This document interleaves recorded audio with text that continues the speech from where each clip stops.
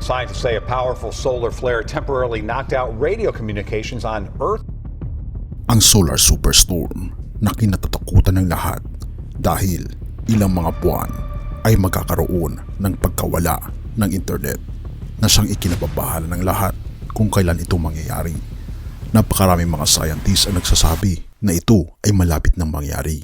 Ngunit nito lamang nagkaroon ng pangyayari sa Australia na tila pagka-epekto ng isang solar flare na nakaapekto sa lugar ng Australia. Atin itong pag-usapan, mga kaibigan. Ang solar superstorm ay isang pangyayaring kinasasangkutan ng labis na malakas na pag-atake ng enerhiya mula sa araw, partikular na mula sa solar flares at coronal mass ejections o CMEs. Ang mga solar flares ay ang biglang paglabas ng enerhiya mula sa araw, samantala ang CME naman ay naglalabas ng malalaking dami ng plasma at magnetic field mula sa korona ng araw at itinutulak ito sa kalawakan. Kapag ang mga solar flares at CMEs ay nagaganap ng sabay-sabay o sa mas mataas na antas ng aktibidad ng araw, maaring magresulta ito sa isang solar superstorm. Ang ganito mga pangyayari ay maaring magdulot ng iba't ibang mga epekto sa Earth, kabilang na ang pag-atake sa mga satellite, pag-iba ng magnetic field ng Earth, pagdudulot ng geomagnetic storms at maging pagkaantala o pagkabasag ng mga sistema ng komunikasyon at kuryente. Ang isang kilalang halimbawa ng epekto ng solar superstorm ay ang Carrington event noong 1859 kung saan ang isang malupit na solar flare at CME ay nagdulot ng malawakang geomagnetic storm. Ito ay nagresulta sa mga makikinang na aksidente tulad ng pag-atake sa mga telegraph lines.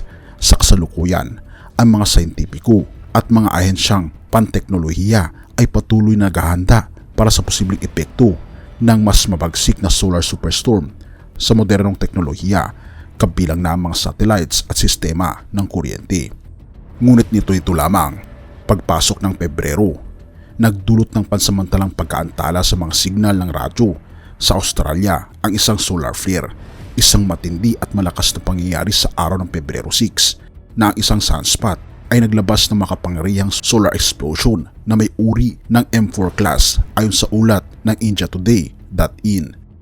Ang pangyayaring ito ay nagpadala ng mainit na plasma sa pamamagitan ng atmosphere ng araw na umabot sa bilis na higit sa 1,440,000 kilometers bawat oras na nagresulta sa pagbuo ng isang coronal mass ejection o CME.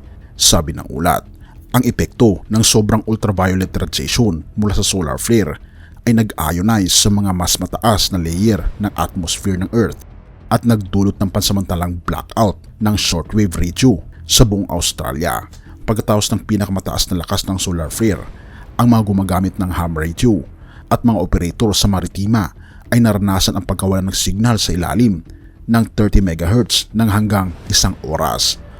Ayon sa ulat, ang coronal mass ejection ay hindi namataan sa Solar at Heliospheric Observatory o SOHO coronagraphs, ngunit ang ebidensya ng kanyang pag-iral ay ibinigay ng US Air Force.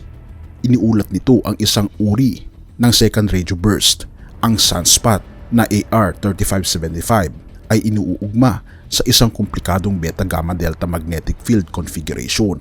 Ito ay nagpapahiwatig ng potensyal para sa mas malakas pang X-class solar flares. Ang phenomenon ay nagpapakita rin ng shockwaves sa harap ng coronal mass ejection at nagbibigay daan sa mga tanong tungkol sa potensyal na epekto sa Earth. Ayon sa mga forecasters ng National Oceanic and Atmospheric Administration o NOAA, may 25% tsansa na mangyari ang gayong pangyayari sa parehong araw. Ang araw ay malapit nang umabot sa tuktok ng kanyang 11-year solar cycle. Inaasahan ang maximum sunspot activity sa taong 2025. Noong Disyembre 2023, isang teleskopyo ng NASA ay nakapag-record ng pinakamalaking solar flare sa mga taon, pansamantalang nangyaring nagdulot ng pagkaantala sa komunikasyon sa radyo sa planet Earth. Ang araw ay naglabas ng malaking flare kasama ang isang malupit na radio burst na nagdulot ng 2 oras ng interference sa radyo sa ilang bahagi ng US at iba't ibang bahagi ng mundo na naiilawan ng araw. Ayon sa mga scientifico sa NOAA, Ito ang pinakamalaking flare mula noong 2017 at ang radio burst ay malawak na apektado pati ang mas mataas na frequencies.